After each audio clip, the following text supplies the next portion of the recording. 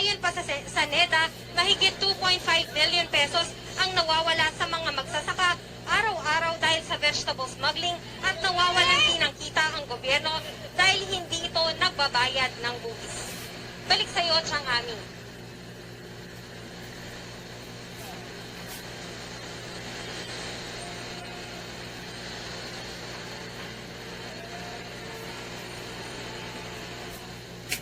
Hoy, alis dyan! Nagpapakit pa ako eh.